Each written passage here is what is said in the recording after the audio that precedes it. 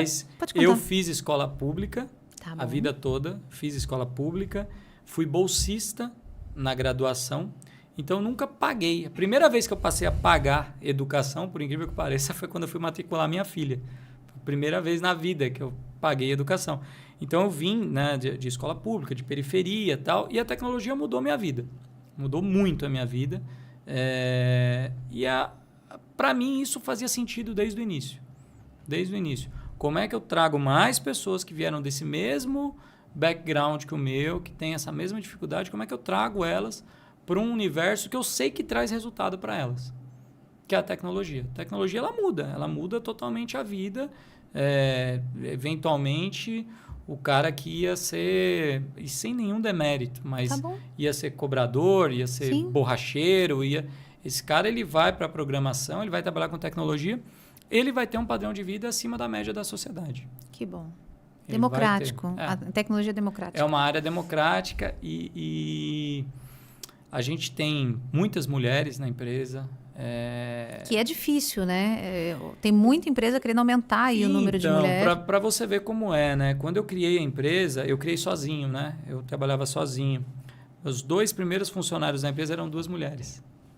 Por isso que você cresceu. E não é administrativo, nada, programadoras. Eu contratei 2 meninas para programação. Olha só. Natália e Nayara, eram 2 meninas para programação.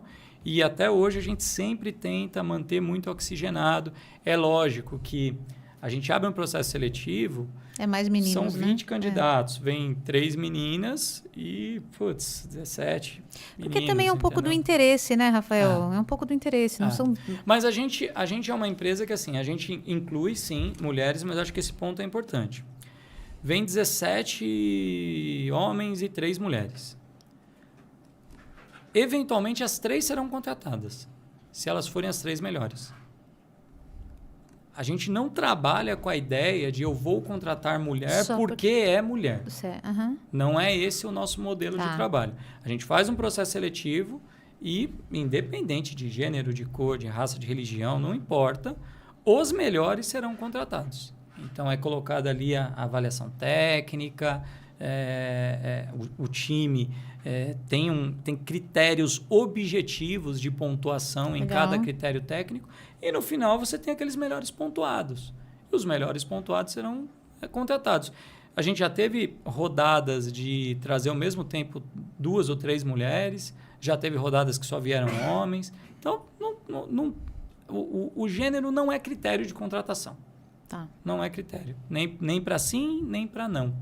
Né? Nem para promoção. A gente tem hoje uma funcionária, que é a funcionária mais antiga da empresa, é mulher. E é líder em cargo técnico. Não é administrativo, não é nada disso, não. Ela é a responsável hoje por um dos apps mais baixados do Brasil, mais de 20 milhões de downloads, e é ela que segura no peito. É mulher e tem um monte de homem que responde para ela. Ótimo, gosto dessas hierarquias assim, viu? Porque são raras, viu? Principalmente no TI, na área de TI. E não tinha como não ser, tá? Porque eu fundei a empresa, isso é interessante, eu fundei a empresa por um motivo muito objetivo. Eu era executivo de TI numa empresa e eu trabalhava na Vila Olímpia, que em São Paulo, morava em Alphaville. Como executivo, eu chegava cedo e saía tarde. Final de 2014, 21 de dezembro, nasceu minha primeira filha, a Isabela. Quando a Isabela nasceu, eu fiquei uns 10 dias em casa, voltei para o escritório. Quando eu voltei para o escritório em janeiro, começou a acontecer uma coisa que me incomodou demais. Eu saía de manhã, ela estava no berço dormindo. Eu voltava à noite, ela estava no berço dormindo. Porque o executivo saía 8 horas da noite do escritório, muito trânsito e tal. Aconteceu isso 1 dia, 2 dias, 3 dias. Terceira vez que aconteceu, eu falei para minha esposa, vou jogar minha carreira fora, pedindo demissão.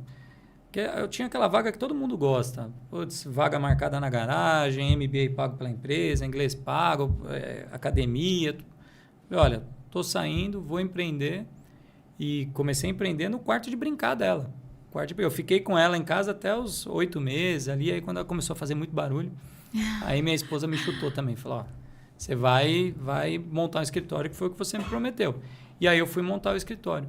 Então, sendo pai de menina, né, e apaixonado pelas minhas meninas, não teria como eu ter qualquer tipo de preconceito, qualquer tipo de limitação nesse sentido.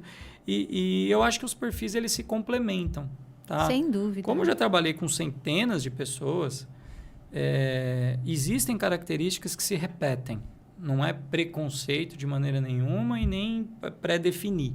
Mas existem características que se repetem. Normalmente, quando a gente tem mulheres na equipe, as mulheres são mais caprichosas, cuidam mais da qualidade do produto. Do detalhe. Do detalhe.